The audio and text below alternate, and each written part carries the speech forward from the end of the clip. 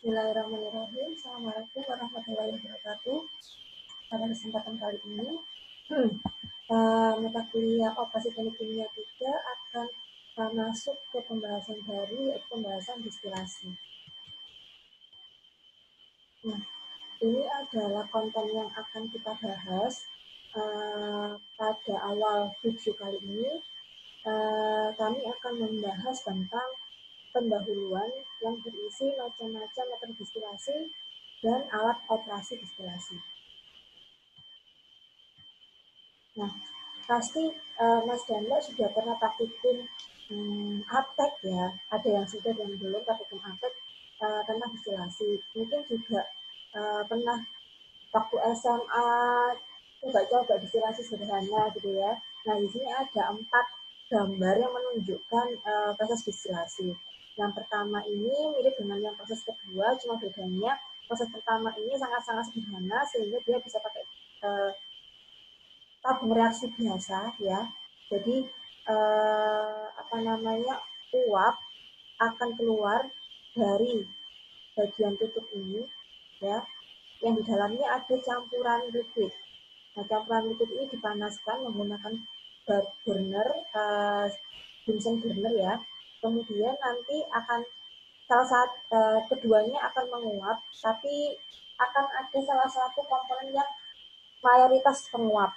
Nah, menguap dan akan dialirkan ke tabung reaksi yang kedua. Nah, nantinya diharapkan uap ini akan terkondensasi menjadi cairan karena tabung reaksi yang kedua ini direndam di dalam beaker glass yang mengandung air yang dingin, sehingga terjadi pelepasan panas di sini dan akan didapatkan suatu komponen yang lebih mudah daripada campuran awal.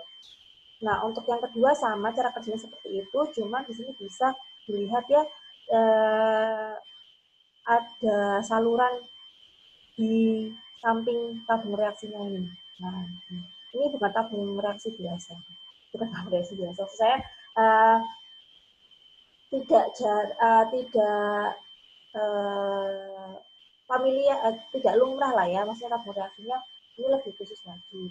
Nah, kalau yang sebelah nomor 3 ini distilasi sederhana yang sudah lebih advance alat-alatnya, karena dia tidak hanya memakai tabung reaksi diganti dengan pemakaian tabung alas bundar. Nah, karena ketika dia makin bundar, dia makin bagus untuk transfer panasnya ya. Nah, ketika transfer panasnya lebih merata. Nah, campuran liquidnya diletakkan di sini, tabung alas bulat, kemudian uap yang terbentuk akan melewati kolom fraksionasi dan nantinya akan melewati kondensor. Nah, ini kondensor.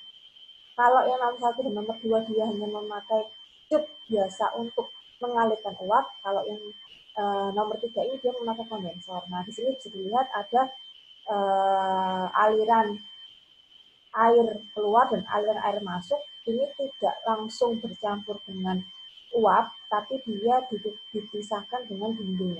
Ini kan masih ada dindingnya toh, jadi uap akan mengalir di tengah-tengah ini, di tengah-tengah aliran ini, sedangkan bagian luar dindingnya itu ada aliran air keluar masuk, fungsinya untuk menurunkan suhu sekaligus untuk memberikan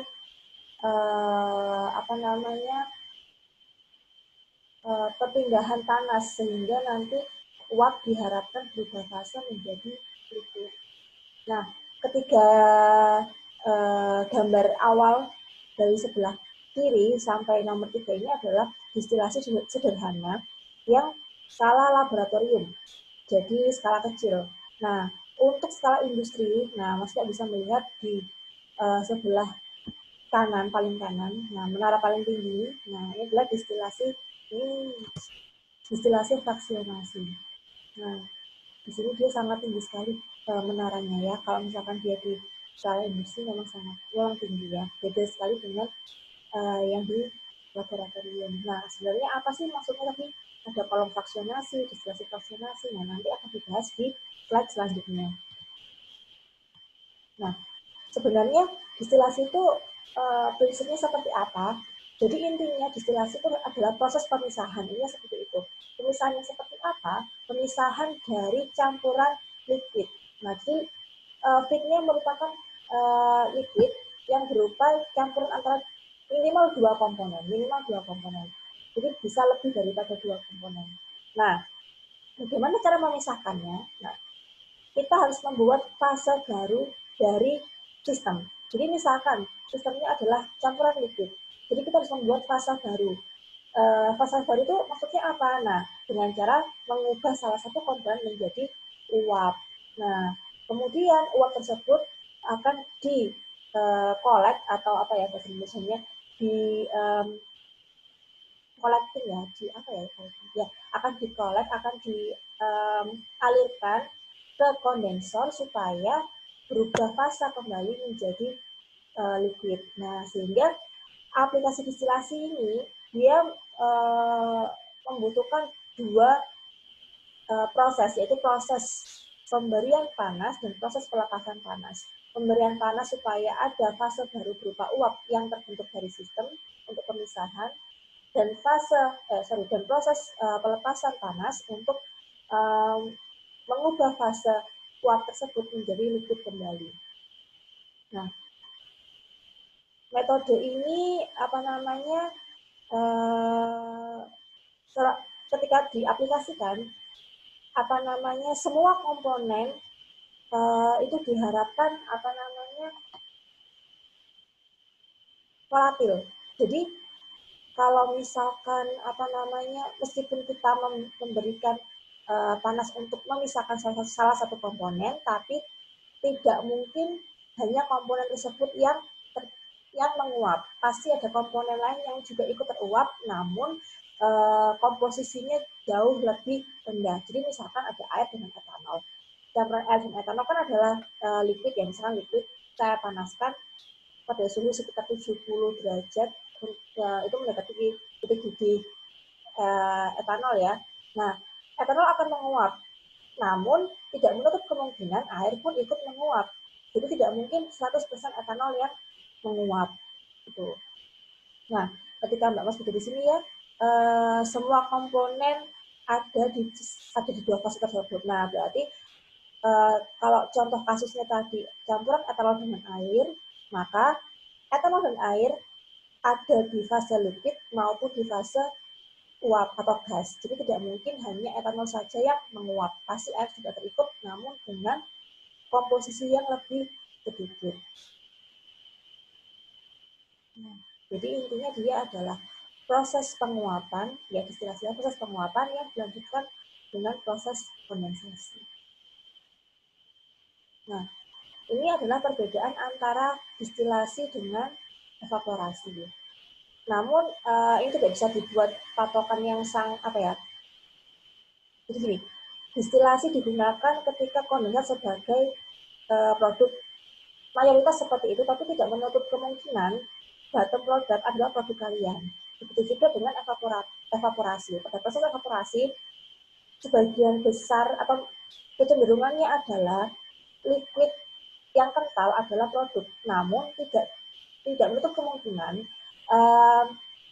vapor yang terbentuk adalah produk kalian. Jadi ini bukan suatu hal yang fix, tapi perbedaan yang mencolok adalah ketika kita memberikan panas, kalau distilasi komponen A dan B itu akan ikut menguap kedua-duanya. Namun pasti ada salah satu yang lebih sedikit konsentrasinya daripada yang lainnya. Nah, sedangkan jadi titik didihnya bisa jadi tidak terlalu beda jauh untuk yang distilasi antar komponen. Jadi titik didih antar komponen bisa jadi tidak terlalu jauh. Namun untuk evaporasi, titik didih antar komponen bisa sangat jauh. Nah, dan untuk evaporasi, asumsinya adalah yang teruapkan itu hanya solvent, tidak ada solut yang terikut. Contohnya apa? Pabrik gula. Pabrik gula, misalkan kita ingin apa namanya membuat mother liquor ya, apa namanya larutan induk yang kental. Nah, itu pakai evaporator karena kita mengasumsikan semua yang teruapkan itu adalah air. Tidak ada gula yang ikut teruapkan. Gitu. Jadi itulah pembeda yang paling signifikan ya, yang paling kelihatan, yaitu ketika distilasi titik didih antar komponennya tidak terlalu jauh sehingga masih ada komponen lain ketika diuapkan maupun masih ada komponen lain ketika di dalam fase liquid. Kalau evaporator titik didih antar komponennya jauh sehingga ketika kita memberikan panas yang teruapkan adalah mayoritas hampir semuanya adalah solvent. Jadi tidak ada solut yang ikut. Itu asumsi yang biasa digunakan ketika kita mendesain alat. Nah, ini aplikasinya, aplikasi distilasi ya, untuk memisahkan minyak.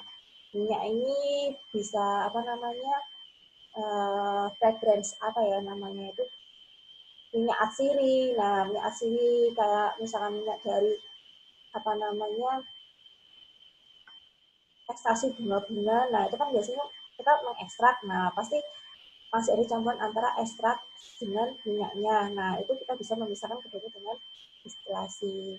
Kemudian ya ini pemurnian larut organik, kemudian pemurnian produk oil, oil ya, petroleum produk ya. Jadi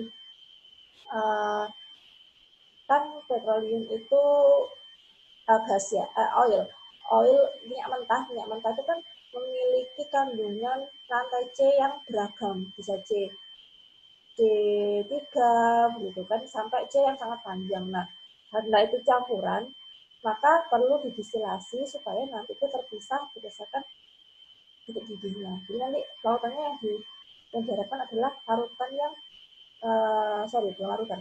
Nah, nanti yang diharapkan adalah komponen yang lebih murni. Jadi tidak campuran seperti minyak mentah itu, karena komponen yang lebih murni nanti memiliki fungsinya sendiri-sendiri. Kemudian pemisahan obat, bukan obat ini, pemisahan apa ya, istilahnya zat aktif yang ada pada tanaman atau hewan. Ya, jadi misalkan kita butuh kolagen gitu kan, kita butuh kolagen, oh kolagen itu ada di apa namanya, ikan gabus gitu kan misalkan. Oke, berarti kita ekstraksi dulu kolagennya dengan apa namanya, solvent, otomatis tidak hanya kolagen kan yang terikut solvent, tapi banyak zat-zat organik lain yang terikut. Nah, untuk memisahkan antara zat-zat organik lain dan kolagen yang kita butuhkan itu bisa pakai distilasi.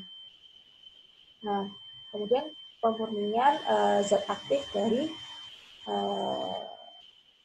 sumber berupa hewan. Nah, kemudian kita masuk klasifikasi dari metode distilasi ya. Yang pertama adalah distilasi sederhana ya. Jadi ini bisa dilihat ya pakai alas bundar, kemudian ada pemanas yang berupa biasanya dia pakai Bunsen ya, pakai spiritus, kemudian termometer untuk mengontrol suhunya, untuk mengecek suhunya, dan kemudian ini ada kondensor. Nah, ini bisa dibaca sendiri bahwa proses ini juga dikenal sebagai distilasi diferensial. Kenapa diferensial? Karena pertama pemanasan terjadi terus-menerus dan tidak ada liquid yang masuk. Dan yang kedua, tidak ada reflux atau pengembalian kondensat ke dalam apa namanya, ke dalam sistem. Jadi terjadi peningkatan peningkatan jumlah uap yang terus menerus, makanya itu diferensial ya. Jadi terus ketika kalian semakin lama melakukan proses distilasi ini, maka jumlah uap yang dibentuk semakin banyak dan jumlah liquid otomatis semakin berkurang gitu. Nah, semakin tinggi volatilitas relatif, semakin baik untuk pemisahan distilasi sederhana ini. Nah, apa? Ingat nggak relatif volatility atau volatilitas relatif? Ketika dia nilainya mendekati 1, berarti dia makin bisa atau makin gampang dipisahkan. Nah, kalau nggak salah ya, semakin dia nilainya 1, berarti dia semakin susah untuk dipisahkan ya. Nah, oke. Yang kedua adalah distilasi fraksionasi. Nah, distilasi fraksionasi ini ada distilasi di mana terjadi apa? Terjadi pengembalian kondensat ke dalam sistem. Ya, itu fraksionasi atau nama lainnya rektifikasi. Nah, pada fraksional distilasi ini dia bisa diaplikasikan pada keadaan batch maupun keadaan kontinu. Intinya adalah pengembalian distilat ke dalam sistem ini. Nah, apa sebenarnya fungsi pengembalian distilat itu? Fungsinya adalah untuk memberikan kontak yang intens dengan uap sehingga nantinya uap akan mengambil komponen yang volatil di distilat liquidnya sehingga diharapkan nanti hasilnya menjadi lebih murni. Gitu. Nah, the method is used to separate miscible volatile liquid whose boiling point across by means fractional column. Nah, jadi boiling point antar komponennya berdekatan ya. Nah, this process continue until most of the lower boiling compound is removed from the canister and condensed into it. Jadi proses ini akan terus berjalan hingga hampir semua komponen yang memiliki titik bididari rendah itu terpisahkan atau hilang dari campuran awal yang ada di sistem. Kemudian ada flash distillation. Nah, ini mirip dengan flash calculation ya. Nah, jadi di mana semua campuran liquid itu terplaskan atau tervaporasi secara tiba-tiba. Nah, jadi kalau misalkan tadi yang nyata-nyata sebelumnya itu kan bejana atau kolomnya itu kan langsung berkontak dengan panas. Nah, kalau flash distillation campurannya itu dipanaskan dulu sebelum memasuki bejana. Dipanaskan terlebih dahulu, kemudian ada perbedaan tekanan, dan nanti ketika masuk dalam bejana, bejananya hanya sebagai tempat untuk terpisah. Karena sebelumnya dia sudah terpisah jadi 2 fase. Karena adanya HE, jadi sebelum masuk itu pasti ada HE untuk untuk mengubah satu-satu fasanya, dan ada perbedaan tekanan sehingga nanti fase uap akan naik ke atas dan fase liquid akan turun ke bawah.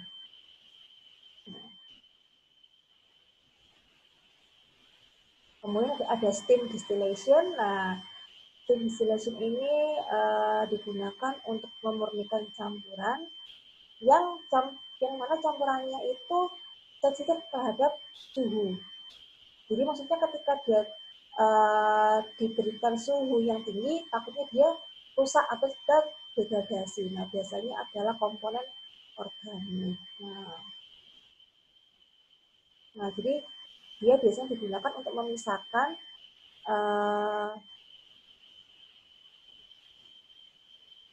immiscible liquid ya, atau memisahkan campuran yang tidak saling larut. Biasanya digunakan, metode ini biasanya digunakan untuk pemisahan essential oil dan perfume. Ya, jadi saya dulu pernah praktikum blend material pakai ini kan karena ada blend material, terus ini ada uapnya ya. Nah, blend material itu bisa jadi dia kemarin tuh saya bunga kalau nggak salah ya, bunga melati atau gitu, terus diberi bunga melatinya itu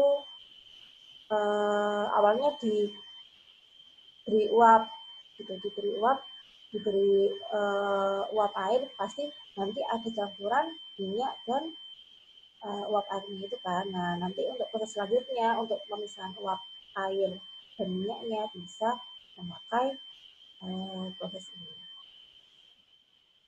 Nah, kemudian ini ada vacuum distillation. Nah, jadi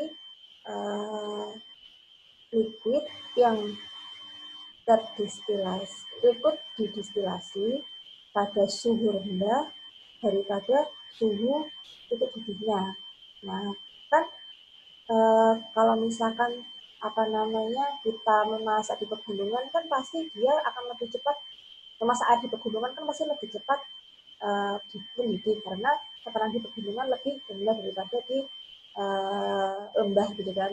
Nah, itu konsepnya seperti di sini, distilasi vakum. Jadi kita tidak perlu menunggu atau kita tidak perlu memberikan panas hingga mencapai titik didih suatu larutan, tapi kita bisa merekayasanya dengan menurunkan tekanan sehingga tidak perlu memakai suhu yang tinggi.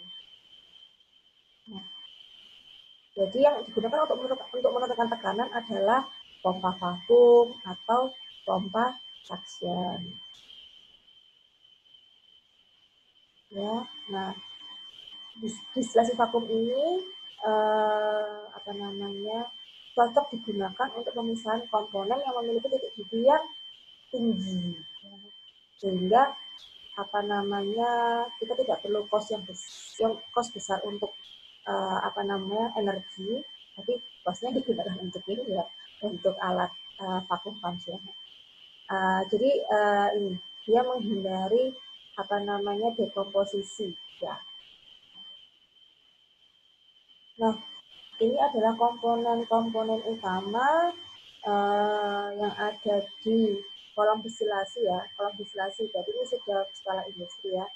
Nah, pertama adalah vertical shell ya. Jadi yang ini bejana tempat liquid dan gasnya terbentuk. Nah, kemudian ada kolom internal such as tray, plate, or packing. Nah, masih ingat ya, diabsorpsi fungsinya plate atau packing adalah untuk memberikan kontak yang intens antar gas dan liquidnya ya. Kemudian ada red boiler. Nah, gunanya adalah untuk memberikan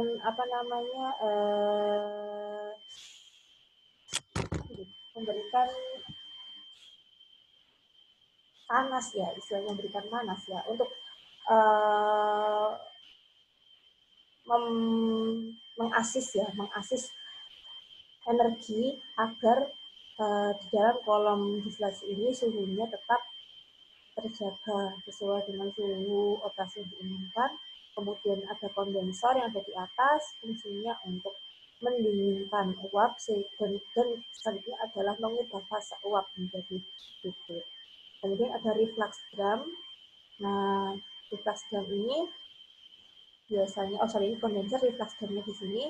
Nah, reflux drum ini biasanya digunakan untuk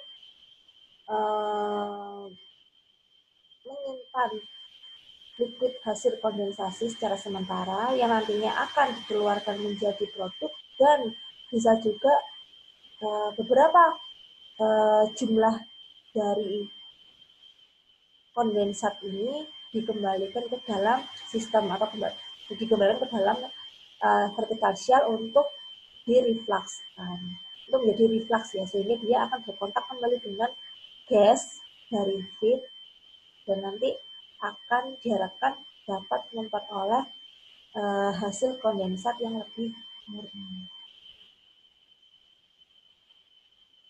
Nah, untuk